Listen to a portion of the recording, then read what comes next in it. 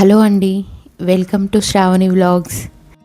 ఈరోజు మన ఛానల్లో మనం రెగ్యులర్గా రొటీన్గా చేసుకునే పాలకూర పప్పు కాకుండా కొత్తగా తెలంగాణ స్టైల్లో ఎలా చేసుకుంటామో ఆ రెసిపీ మీకు చూపించబోతున్నాను. చూసేయండి. ఈ రెసిపీ కోసం ముందుగా మనం 1 కప్పు పప్పు తీసుకొని ఇలా కడుక్కొని 2 కప్స్ వాటర్ యాడ్ చేసుకొని ఒక 2 విజిల్స్ వచ్చే వరకు ఉడికించుకోండి. ఈ పప్పు మరీ మెత్తగా ఉడకాల్సిన అవసరం లేదు, 2 విజిల్స్ వస్తే సరిపోతుంది. ఈ రెసిపీ కోసం ముందుగానే ఒక 2 టమాటాలు, ఒక ఆనియన్, ఒక పచ్చిమిర్చి, కాస్త పాలకూర ఇవన్నీ కట్ చేసి పెట్టుకోండి. ఇప్పుడు ఒక ప్యాన్లో కాస్త ఆయిల్ వేసుకొని దీంట్లో ఆవాలు, జీలకర్ర, కాస్త ఎండుమిర్చి ఇవి వేసుకొని వేగనివ్వండి.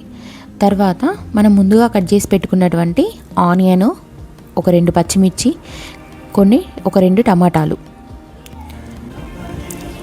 ఇవి ప్యాన్లో వేసి మంచిగా ఫ్రై చేసుకోండి. ఇందులో నేను సన్నగా కట్ చేసుకున్నటువంటి ఒక 5-6 వెల్లుల్లి కూడా వేసుకున్నాను. మీరు ఇందులో కాస్త పచ్చిమిర్చి కూడా సన్నగా కట్ చేసుకొని వేసుకోవచ్చు. ఈ టమాటాలు, ఆనియన్, పచ్చిమిర్చి ఇలా ఉడికితే సరిపోతుంది. ఇప్పుడు దీంట్లో మనం ముందుగా కట్ చేసి పెట్టుకున్నటువంటి పాలకూర యాడ్ చేసుకుందాం. ఇలా యాడ్ చేసుకున్నాక మంచిగా అంతా కలుపుకొని ఈ పాలకూర అంతా ఒక 5 నిమిషాలు ఉడికించుకోండి.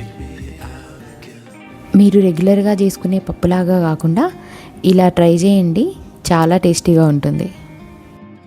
మనం రెగ్యులర్గా చేసుకునే పప్పుకైతే మనం ఈ పాలకూర, టమాటా ఇవన్నీ మనం పప్పులోనే వేసి ఉడికించుకుంటాము.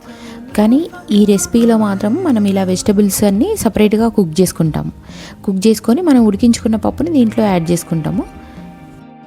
ఇప్పుడు దీంట్లో కాస్త కారం వేసుకోండి. మనం 2 పచ్చిమిర్చి వేసుకున్నాం కదా, ఆ కారం సరిపోదు. కాస్త ఇలా ఎండు కారం వేసుకోండి, కాస్త సాల్ట్ వేసుకొని మంచిగా ఒక 5 మినిట్స్ ఉడకనివ్వండి. ఈ పప్పు అన్నంలోకైనా బాగుంటుంది, చపాతీలోకైనా బాగుంటుంది, అలాగే బగారా రైస్లో ఇంకా టేస్టీగా ఉంటుంది. ఇలా మూత పెట్టి ఉడికించుకున్నాక చూడండి, మనం వేసుకున్నటువంటి పాలకూర, టమాటా ఇవన్నీ మంచిగా కుక్ అవుతాయి. ఇలా ఉడికితే సరిపోతుంది. లేదంటే మీకు ఇంకా వెజిటబుల్స్ బాగా కుక్ అవ్వాలి అనుకుంటే మళ్ళీ మూత పెట్టి మళ్ళీ ఇంకొక 5 నిమిషాలు ఉడికించుకోండి, సరిపోతుంది. ఈ వెజిటబుల్స్ అన్నీ మంచిగా కుక్ అయ్యేలోపు మనం ముందుగా ఉడికించి పెట్టుకున్నటువంటి పప్పుని రెడీ చేసి పెట్టుకుందాం.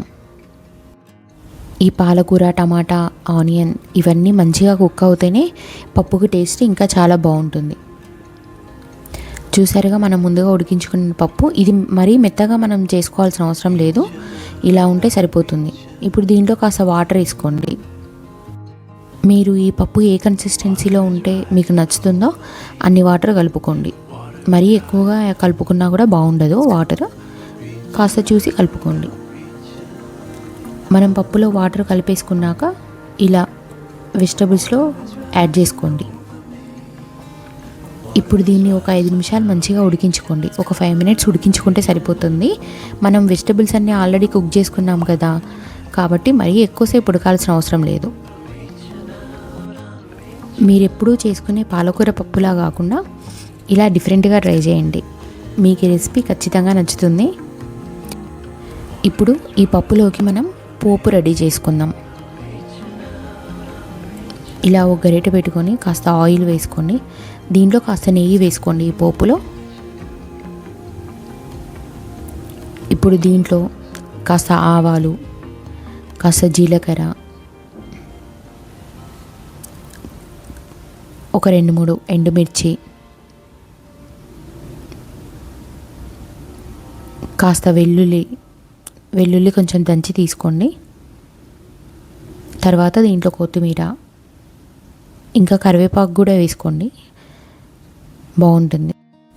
ఇప్పుడు మనం వేసుకున్నటువంటి పోపుని మనం ఉడికించుకున్న పప్పులో యాడ్ చేసుకోండి. మన టేస్టీ పాలకూర పప్పు రెడీ. మన ఛానల్ని కొత్తగా చూస్తున్న వాళ్ళు సబ్స్క్రైబ్ చేసుకోండి, అలాగే లైక్ చేయండి, షేర్ చేయండి, కామెంట్ చేయండి. Thank you.